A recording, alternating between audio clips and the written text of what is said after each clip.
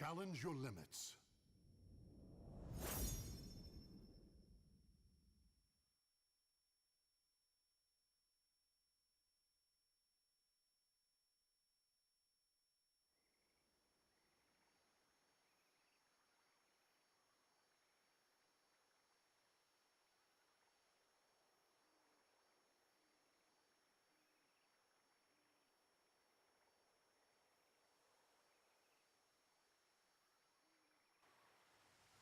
Let your desire for victory take you beyond. Let's go! I won't be. Battle 1. Fight! Aim! Dodge! This! Aim! You're open!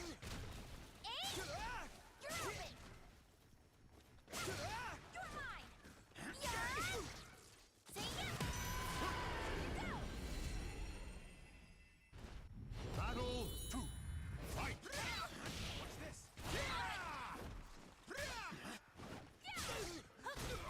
Tag it up! Get lost!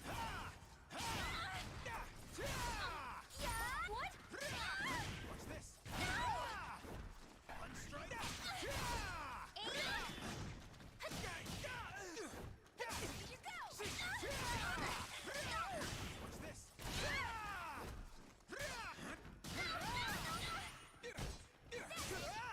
Tag it up! Yeah!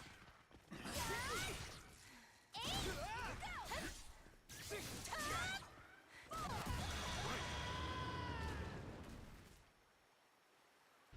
Battle 3. Fight! What's this? Get lost! Tag! You're mine! Yeah! You jerk! That's it! Yeah! Hey-ya!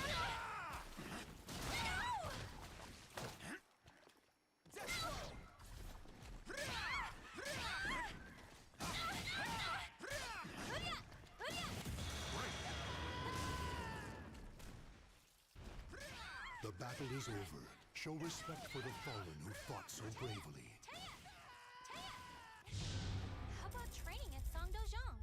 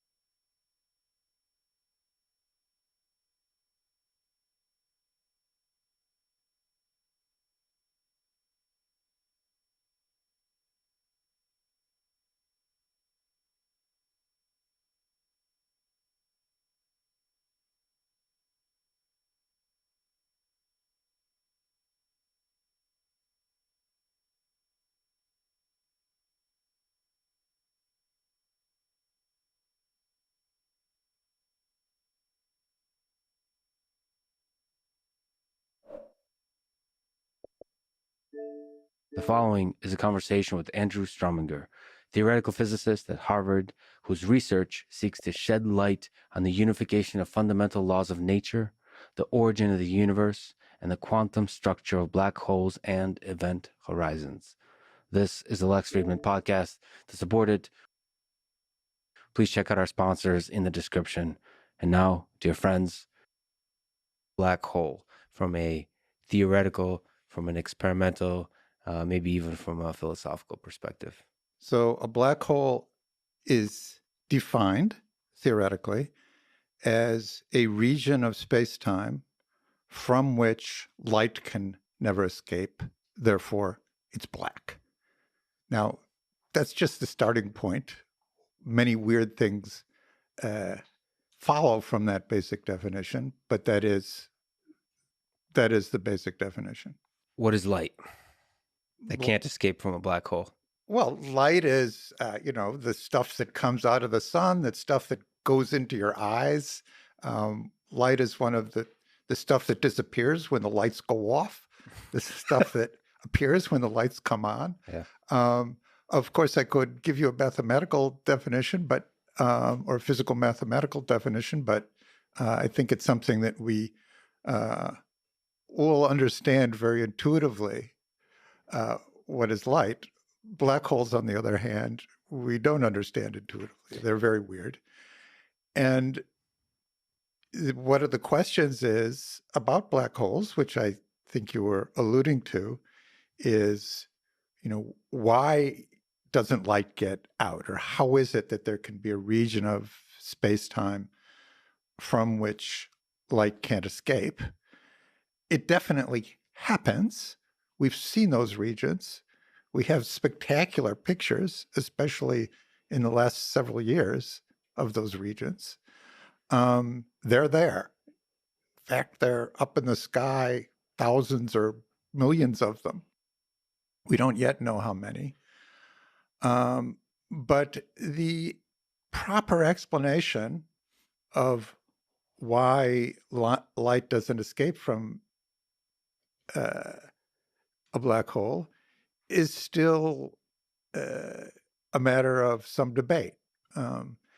And one explanation, which perhaps Einstein might have given, is that light carries energy. It carries energy because, we have photocells and we can take the light from the sun and collect it, turn it into electricity. So there's energy in light. And anything that carries energy is subject to a gravitational pull. Gravity will pull at anything with energy. Now, it turns out that the gravitational pull exerted by an object is proportional to its mass. And so if you get enough mass in a small enough region, you can prevent light from escaping. And let me flesh that out a little more. If you're on the Earth and you're on a rocket ship leaving the surface of the Earth, and if we ignore the friction from the air, if your rocket accelerates up to 11 kilometers per second, that's escape velocity. And it can, if there were no friction, it could just continue forever to the next galaxy. On the moon, which has less mass, it's only 7 kilometers per second. So, but going in the other direction, if you have enough mass in one place, the escape velocity can become the speed of light. Mm-hmm. If you shine light straight up away from the Earth, it doesn't have too much trouble. It's going way above the escape velocity. And, but if you have enough mass there, even light can't escape the escape velocity. And according to Einstein's theory of relativity, there is an absolute speed limit in the universe, the speed of light. and nothing makes any sense. Nothing could be self-consistent if there were objects that could exceed light speed. And so in these very, very massive regions of space-time, even light cannot escape. And the interesting thing is Einstein himself didn't think that these objects we call the black holes could exist. But let me actually linger on this. Yeah, that's incredibly interesting. Yeah. There's a lot of interesting things here. First, Yeah. the speed limit. How wild is it to you, if you put yourself in the mind in the time of Einstein before him, to come up with a speed limit of that there is a speed limit, and that speed limit is the speed of light? How difficult of an idea is that? Isn't it? You said from a mathematical physics perspective, everything just kind of falls into place, but he wasn't perhaps maybe initially had the luxury to think mathematically. He had to come up with it intuitively. Yes. So like how counterintuitive is this notion to you? Well, Is it still crazy? no. So it's a very funny thing in physics. The best discoveries seem completely obvious in retrospect. Yeah. Even my own discoveries, which of course are far lesser than Einstein's, but many of my papers, many of my collaborators get all confused. We'll try to understand something. We say, we've got to solve this problem. We'll get all confused. Finally, we'll solve it. We'll get it all together. And then all of a sudden, everything will fall into place. We'll explain it. And then we'll look back at our discussions for the precedings of months and literally be unable to reconstruct how confused we were. Yeah. And how we could ever have thought of it any other way. That's so And so fascinating. not only can I not fathom how confused Einstein was before when he started thinking about the issues, I can't even reconstruct my own confusion from 2 weeks ago. So the really beautiful ideas in physics have this very hard to get yourself back into the mindset. Of course, Einstein was confused about many, many things. Doesn't matter if you're a physicist. It's not how many things you got wrong. It's not the ratio of how many you got wrong to how many you got right. It's the number that you got right. So Einstein didn't believe black holes existed, even though he predicted them. And I went and I read that paper, which he wrote. Einstein wrote down his field equations in 1915, and Schwarzschild solved them and discovered the black hole solution 3 or 4 months later, in very early 1916. And 25 years later, Einstein wrote a paper. So with 25 years to think about what this solution means, wrote a paper in which he said that black holes didn't exist. And I'm like, well, if one of my students in my general relativity course wrote this, I wouldn't pass them. You get a C-. Oh, you wouldn't pass them. Okay. All right. Get a C-. Okay. Same thing with gravity waves. He didn't believe. Oh, he didn't believe in gravitational waves either? He went back and forth, but he wrote a paper in, I think, 34, saying that gravity waves didn't exist because people were very confused about what a coordinate transformation is. And in fact, this confusion about what a coordinate transformation is has persisted, and we actually think we're on the edge of solving it 100 years later. Well, 100 years later. What is coordinate transformation as it was 100 years ago to today? Let's imagine I want to draw a map with pictures of all the states and the mountains, and then I want to draw the weather forecast, what the temperatures are going to be all over the country.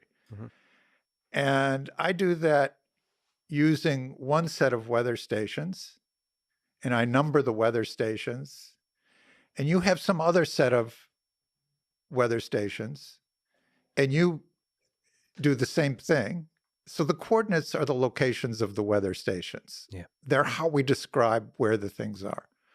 At the end of the day, we should draw the same map. That is coordinate invariance.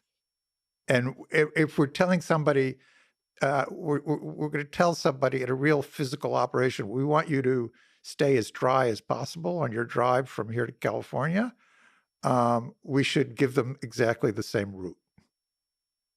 No Sure. matter which weather stations we use or how we, it's a very trivial, it's the labeling of points is an artifact and not in the real physics. Sure.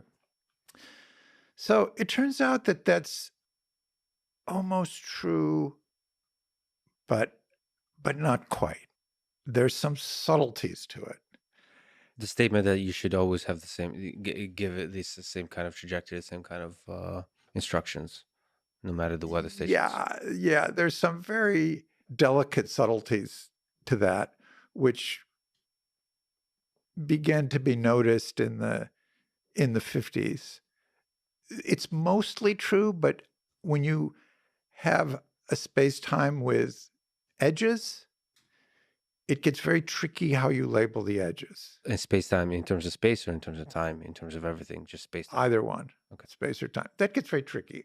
And Einstein didn't have it right. And in fact, he had an earlier version of general relativity in 1914, which he was very excited about, which was wrong. It wasn't fully coordinate invariant. It was only partially coordinate invariant. It was wrong. It gave the wrong answer for bending light to the sun by a factor of 2. There was an expedition sent out to measure it during World War I. They were captured before they could measure it. And that gave Einstein 4 more years to clean his act up, by which time he'd gotten it right. So it's a very tricky business, but once it's all laid out, it seems it's clear. Then why do you think Einstein didn't believe his own equations and didn't think that black holes are real? Well, why was that such a difficult idea for him? Well, something very interesting happens in Schwarzschild solution of the Einstein equation. I think his reasoning was ultimately wrong, but let me explain to you what it was. At the center of the black hole, behind the horizon, in a region that nobody can see and live to tell about it, at the center of the black hole, there's a singularity, and if you pass the horizon, you go into the singularity, you get crushed, and that's the end of everything. Now, the word singularity means that it just means that Einstein's equations break down. They become infinite. You write them down, you put them on the computer. When the computer hits that singularity, it crashes. Everything becomes infinite. There's 2. So the equations are just no good there. Mm-hmm. Now, that's actually not a bad thing. It's a really good thing. And let me explain why. So it's an odd thing that Maxwell's theory and Newton's theory never exhibit this phenomena. You write them down, you can solve them exactly. They're really Newton's theory of gravity. They're really very simple theories. You can solve them. Well, you can't solve the 3-body problem, but you can certainly solve a lot of things about them. Nevertheless, there was never any reason, even though Maxwell and Newton perhaps fell for this trap, there were never any reason to think that these equations were exact. And there's no equation. Well, there's some equations that we've written down that we still think are exact. Some people still think are exact. My view is that there's no exact equation. Everything is an approximation. Everything is an approximation. And you're trying to get as close as possible. Yeah. So you're saying objective truth doesn't exist in this world? The internet's going to be very mad at you. We could discuss that, but that's a different thing. We wouldn't say Newton's theory was wrong. It had very, very small corrections, incredibly small corrections. It's actually a puzzle why they're so small. So if you watch the precession of Mercury's perihelion, this was the first indication of something going wrong. According to Newton's theory, Mercury has an elliptical orbit.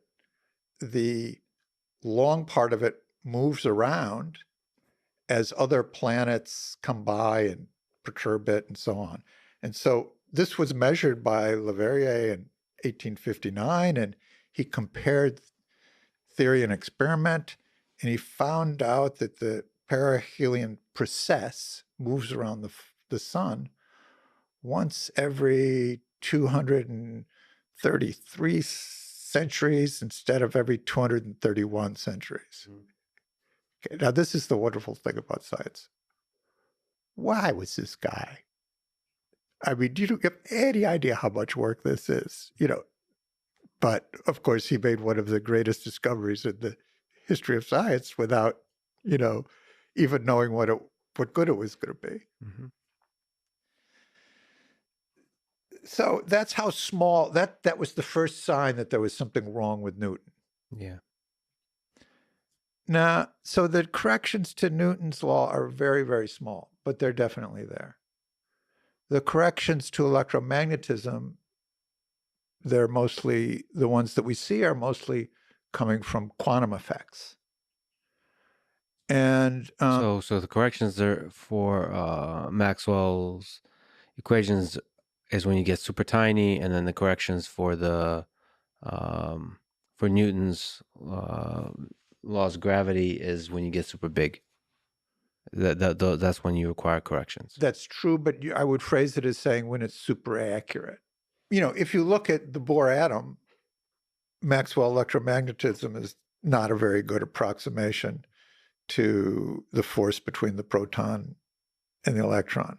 The quantum mechanics, if you didn't have quantum mechanics, the electron would spiral into the proton and the atom would collapse. It's quantum, so that's a huge correction there. Sure.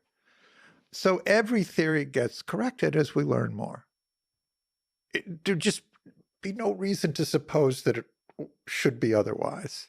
How does this relate to the singularity? Why the singularity? So when you hit the singularity, you know that you need some improvement to Einstein's theory of gravity. And that improvement, we understand what kind of things that improvement should involve. Mm-hmm. It should involve quantum mechanics. Quantum effects become important there. It's a small thing. And we don't understand exactly what the theory is, but we know there's no reason to think, Einstein's theory was invented to describe weakly curved things, the solar system, and so on. It's incredibly robust that we now see that it works very well near the horizons of around black holes and so on. So it's a good thing that the theory drives itself, that it predicts its own demise. Newton's gravity had its demise. There were regimes in which it wasn't valid. Mm-hmm. Maxwell's electromagnetism had its demise. There was regimes in which quantum effects greatly modified the equations. But general relativity, all on its own, drove a system which originally was fine, would perversely wander off into a configuration in which Einstein's equations no longer applied. So to you, the edges of the theory are wonderful. The failures of the theory. Edges are wonderful because that keeps us in business. So that one of the things you said, I think, in your TED talk, that the fact that quantum mechanics and relativity don't describe everything, and then they clash, is wonderful. I forget the adjective you used, but it was something like this. So why is that? Why is that interesting to you? In that same way that there's Oh my God. contradictions that Oh my God. create discovery? There's no question in my mind, Yeah. of course, many people would disagree with me, that now is the most wonderful time to be a physicist. Why is that? So people look back Yeah. at it's a classical thing to say among physicists, I wish it were 1920. Right. Quantum mechanics had been just understood. There was the periodic table. But in fact, that was such a rich thing so that what a lot of exciting stuff happened around 1920. It took a whole century to sort out the new insights that we got. Especially adding some experimental stuff into the bunch, actually making observations and integrating Adding all the data. experimental thing. All the computers also help with visualizations and all that kind of stuff. Yeah. It was a whole sort of wonderful century. I mean, the seed of general relativity was the incompatibility of Maxwell's theory of the electromagnetic field with Newton's laws of gravity. They were incompatible because if you look at Maxwell's theory, there's a contradiction if anything goes faster than the speed of light. But Newton's theory of gravity, the gravitational field, the gravitational force, is instantaneously transmitted across the entire universe. So you could, if you had a friend on, in another galaxy with a very sensitive measuring device that could measure the gravitational field, they could just take this cup of coffee and move it up and down in Morse code, and they could get the message instantaneously over another galaxy. That leads to all kinds of contradictions. It's not self-consistent.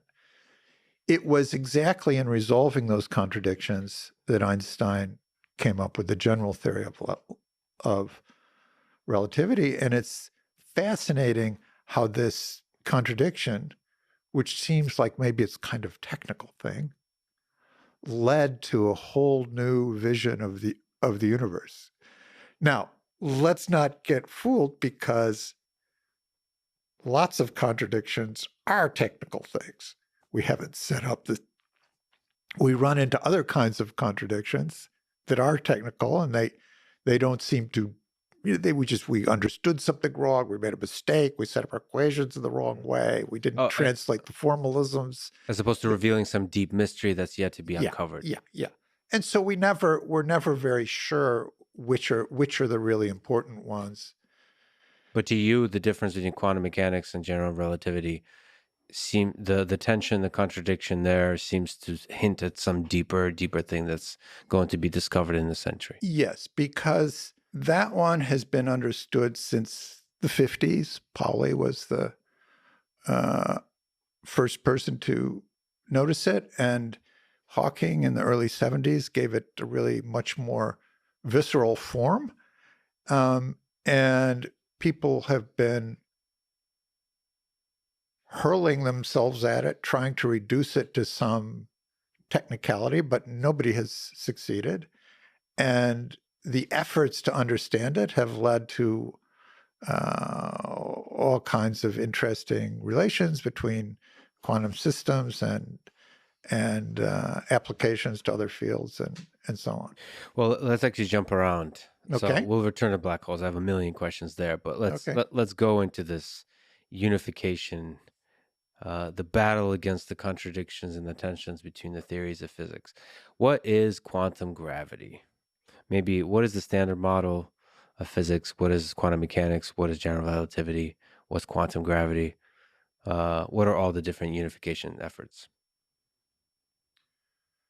Okay, so Again, 5 questions. yeah, it's a theory that describes everything with astonishing accuracy.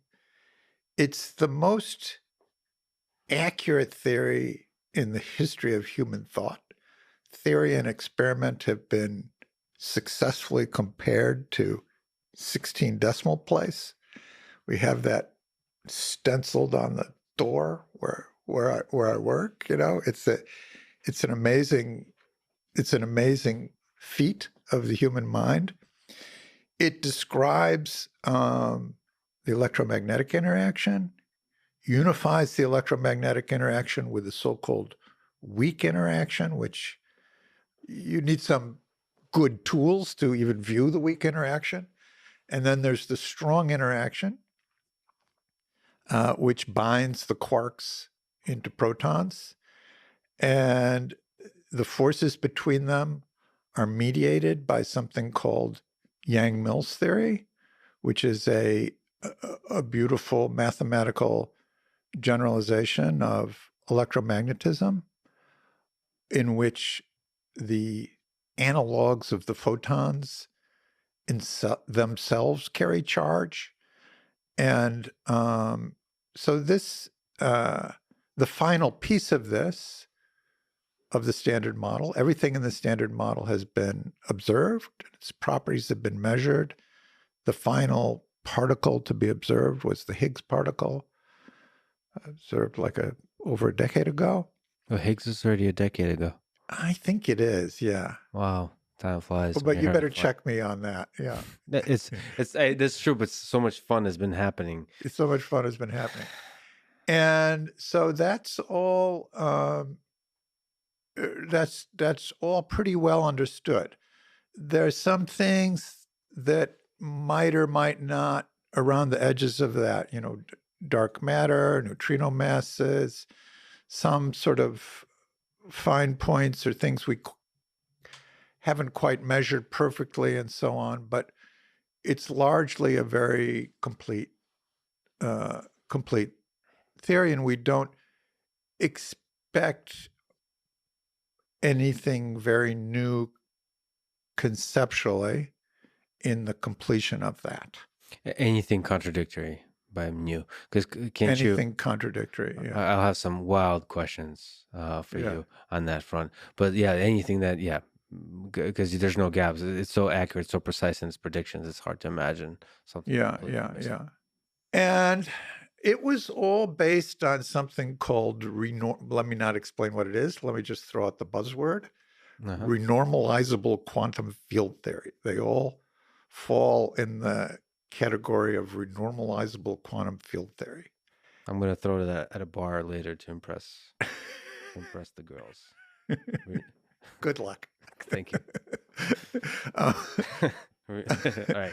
So they all fall under that rubric. Mm-hmm. Gravity will not put that suit on.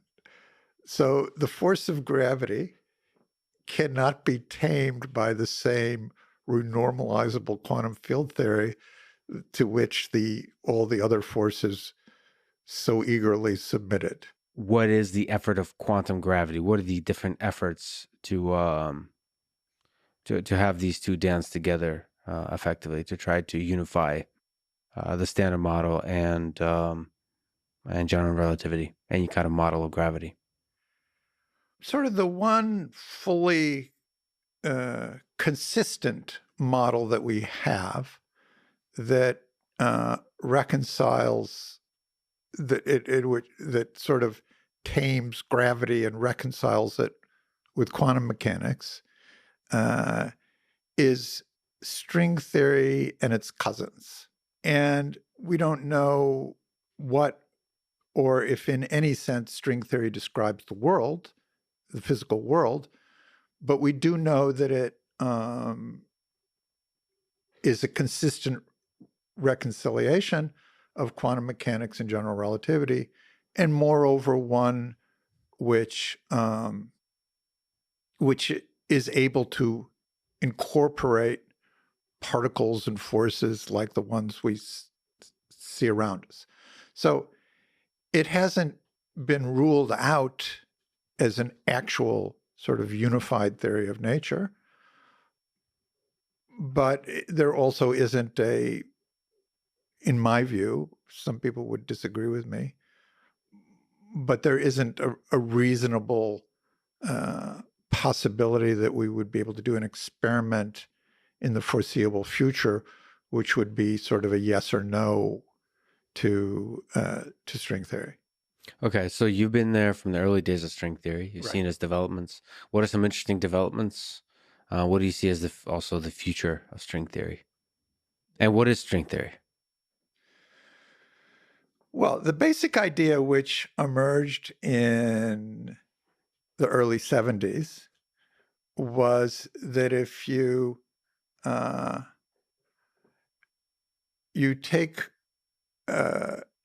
the notion of a particle and you literally replace it by a little loop of string, that strings are sort of softer than particles. What do you mean by softer?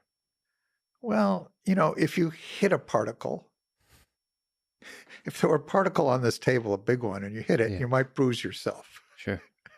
But if there was a string on the table, you would probably just push it around. Mhm. And the source of the infinities in quantum field theory is that when particles hit each other, it's a little bit of a jarring effect. And I've never described it this way before, but it's actually scientifically accurate. But if you throw strings at each other, it's a little more friendly. One thing I can't explain is how wonderfully precise the mathematics is that goes into describing string theory. We don't just wave our hands and throw strings around, and there's some very compelling mathematical equations that describe it. Now, what was realized in the early 70s is that if you replace particles by strings, these infinities go away, and you get a consistent theory of gravity without the infinities. Mhm. And that may sound a little trivial, but at that point, it had already been 15 years that people had been searching around for any kind of theory that could do this. And it was actually found kind of by accident. And there are a lot of accidental discoveries in this subject.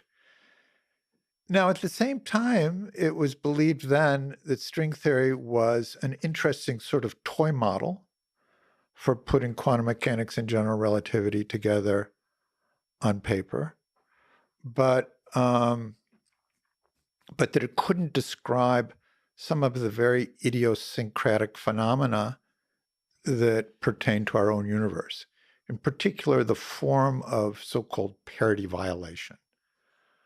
Our world Ooh, is... another term for the bar later tonight. Yeah. Parity violation. Okay. So if you go to the bar and I already got the renormalizable quantum and you field look theory. in the mirror across the bar, Yes. the universe that you see in the mirror is not identical. You would be able to tell if you show the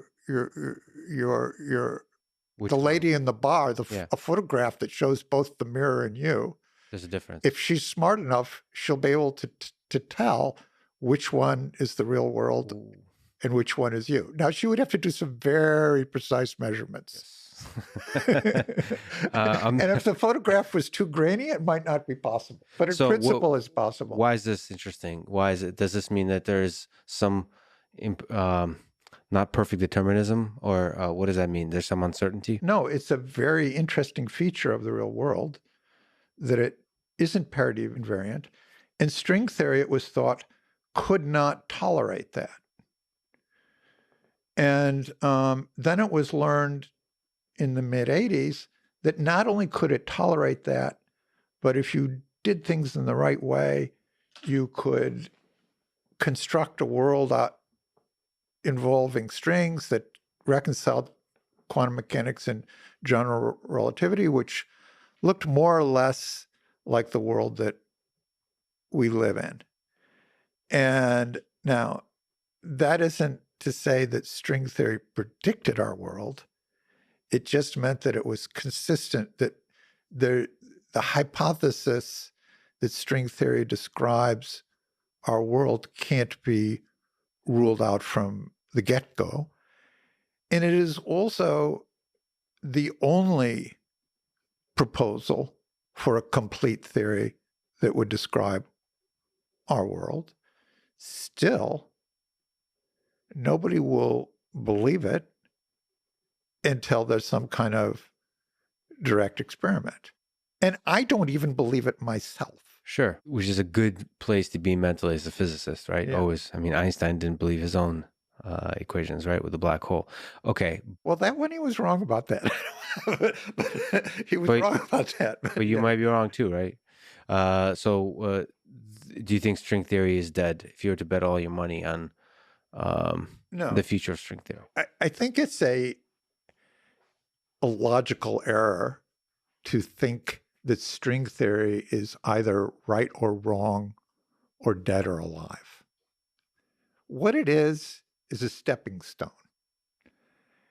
And an analogy I like to draw is Yang-Mills theory, which I mentioned a few minutes ago in the context of standard model. Yang-Mills theory was discovered by Yang and Mills in the 50s, and they thought that the symmetry of Yang and Mills theory described the relationship between the proton and the neutron. That's why they invented it. That turned out to be completely wrong. It does, however, describe everything else in the standard model.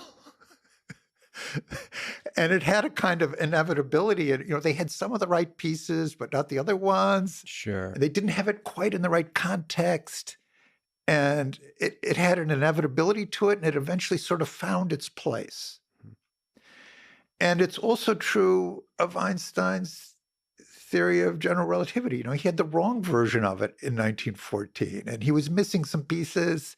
And you wouldn't say that his early version was right or wrong. He'd understood the equivalence principle. He'd understood space-time curvature. He just didn't have everything. I mean, technically, you would have to say it was wrong. And technically, you would have to say Yang and Mills were wrong. And I guess in that sense, I would believe just odds are. We always keep finding new wrinkles. Odds are we're going to find new wrinkles in string theory. And technically, what we call string theory now isn't quite right. But we're always going to be wrong, but hopefully a little bit less wrong every time. Exactly. And I would, bet the farm, as they say. Do you have a farm? I say that much more seriously because not only do I have a farm, but we just renovated it. Before I renovated betting at the farm, my wife and I spent 5 years renovating it. You were much looser with that statement, but now it really means something. Now it really means something, and I would bet the farm on the guess that 100 years from now, string theory will be viewed as a stepping stone towards a greater understanding of nature. And it would, another thing that I didn't mention about string theory is, of course, we knew that it solved the infinities problem, and then we later learned that it also solved Hawking's puzzle about what's inside of a black hole. And you put in one assumption, you get 5 things out. Somehow you're doing something right. Mm-hmm. Probably not everything, but you're there's some good signposts, and there've been a lot of good signposts like that. It is also a mathematical toolkit, and you've used it. You've used it with Kamran Vafa.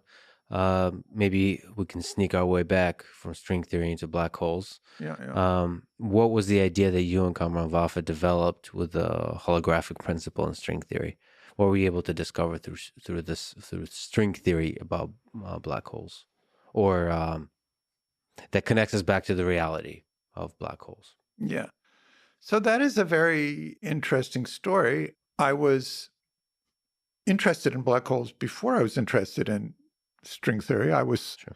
sort of a reluctant string theorist in the beginning. I thought I had to learn it because people were talking about it. But, once I studied it, I grew to love it. First, I did it in a sort of dutiful way. These people say they've claimed quantum gravity. I ought to read their papers at least. And then the more I read them, the more interested I got. And I began to see, they phrased it in a very clumsy way. The description of string theory was very clumsy and Mathematically clumsy, or just the mathematically interpretation? clumsy. Okay, got it. It was all correct, but mathematically clumsy. But it often happens that in all kinds of branches of physics that people start working on it really hard, and they sort of dream about it and live it and breathe it, and they begin to see interrelationships, and they see a beauty that is really there. They're not deceived. They're really seeing something that exists. But if you just kind of look at it, you can't grasp it all in the beginning. And so our understanding of string theory in